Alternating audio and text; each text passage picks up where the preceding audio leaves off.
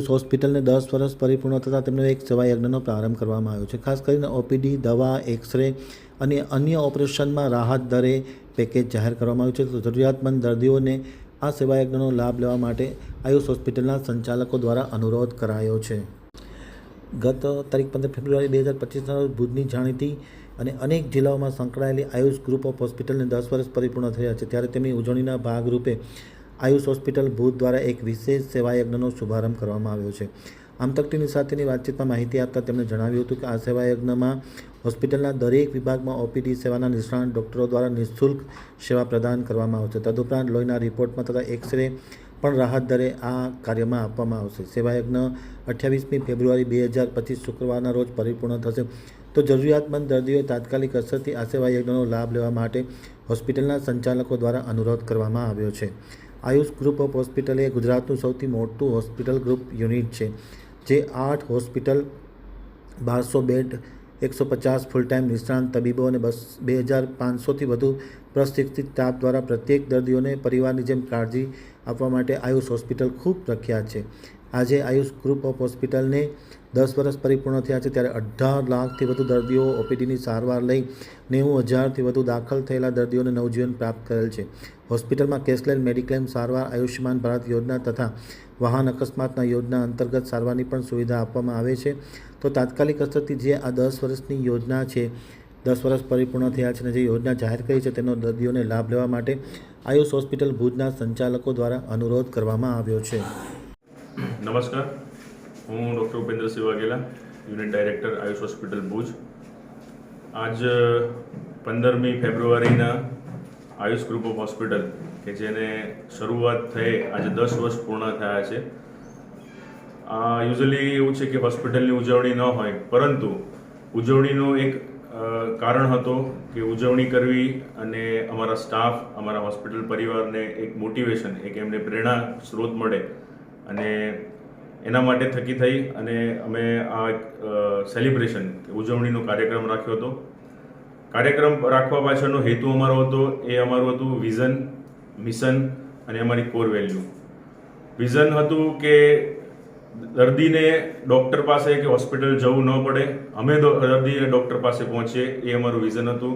કે 2 ટાયર 3 ટાયરના જે લેવલના સિટી જે કહેવાય, મેગા મેટ્રો સિટીમાં તો આજે ઘણી બધી હોસ્પિટલો છે, પરંતુ કે જ્યાં નગરપાલિકા, જિલ્લા લેવલના અમુક એવી કક્ષાના જે જિલ્લાઓ છે ત્યાં અમારે હોસ્પિટલ રજૂ કરી અને દર્દીઓને સારવાર પહોંચાડવાનું અમારું એક વિઝન હતું. મિશન એ છે કે આવનારા વર્ષોમાં ક્યારે પણ જે ટેકનોલોજી આવતી હોય, અદ્યતન ટેકનોલોજી આવતી હોય, એ યુઝ્યુઅલી છે કે જે મોટા શહેરોમાં જ મળતી હોય છે. એ ટેકનોલોજીને અને બધી રીતે ટેકનોલોજી, નિષ્ણાંત ડૉક્ટરોની ટીમ, ફાર્માસ્યુટિકલ, એકેડેમિક એટલે કે સ્વાસ્થ્યનું ભણતર કે જે ડૉક્ટર તથા અમારા સ્ટાફને બધાને મળે અને દરેક દર્દીને પૂરી સારવાર, દરેક પ્રકારની સારવાર મળે, એ અમારું મિશન છે. એ મિશન અને વિઝન અમે આ 10 વર્ષના જે ઉજવણીનો દિવસ હતો એ દિવસે અમે વિઝન અને મિશનને લોન્ચ કર્યું છે અને જાહેર જનતા માટે અને અમારા સ્ટાફ માટે એ અમે દરેકને સમજાવ્યા અને અમારું એક મિશન લોન્ચ કર્યું હતું. સાથે સાથે અમારી કોર વેલ્યુ જે કહેવાય, કોર વેલ્યુ એટલે કે કોઈ બી સંસ્થા હોય એના અમુક પાયાના નિયમો હોય. એ પાયાના નિયમોમાં અમે પ્રથમ હતું અમારું પેશન્ટ સેન્ટ્રિક, એટલે દર્દીના હિતમાં વિચારવાનું કે દર્દી કોઈ બી પ્રકારનો હોય, કોઈ બી જાતપાત હોય, ગમે પ્રકારનો હોય, વધારે કમાતો હોય, ઓછો કમાતો હોય, ગરીબ હોય કે ધનવાન હોય, કોઈ બી પ્રકારની અમે બાયસ કર્યા વગર, કોઈ બી ભેદભાવ રાખ્યા વગર પેશન્ટ સેન્ટ્રિક અપ્રોચ. કેમ કે અમે જે 8 હોસ્પિટલ છે એમાં જેટલા બી ડાયરેક્ટર છે, યુઝ્યુઅલી કોર્પોરેટ હોસ્પિટલમાં ડાયરેક્ટર છે એ હોસ્પિટલ ના દર્દી સાથે સંકળાયેલા નથી હોતા. એ કોઈ અલગ પ્રકારના ફંડિંગ કે કોઈ પ્રકારના કંપની કે એના વ્યક્તિ હોય છે કે જે દર્દી સાથે સંકળાયેલા ના હોય. પણ અમે બધા ડૉક્ટર છીએ, ડૉક્ટર દર્દી સાથે સંકળાયેલા છે.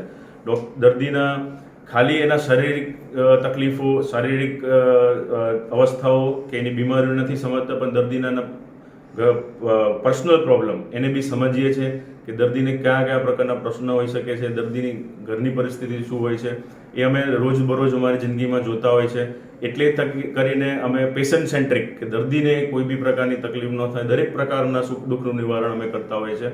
બીજું છે એક્સેસિબલ એટલે કે અમે જે 2 ટાયર 3 ટાયર સિટી પાલિકા નગરપાલિકા ગ્રામ્ય લેવલની જે એરિયા છે એવી જગ્યાએ અમારી 8 હોસ્પિટલો છે કે જે મહત્તમ ટેકનોલોજી અને નિષ્ણાત ડૉક્ટરો સાથે ટીમ સાથેથી અમે કામ કર્યા છે કે જેથી કરીને ગામડાના તાલુકા લેવલના દર્દીઓને જે બીજા મેટ્રો સિટી મેગા સિટીમાં જઈ અને સારવાર લેવા માટેની જે તકલીફો થતી હોય એ ભોગવવી ન પડે.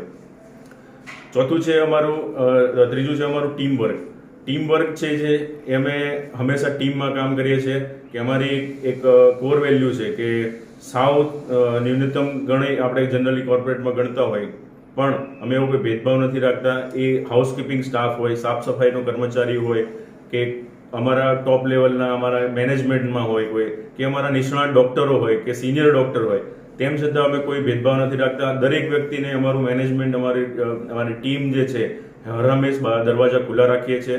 એ ગમે ત્યારે અમને મળી અને એના પ્રશ્નોનું નિવારણ કરી શકે છે.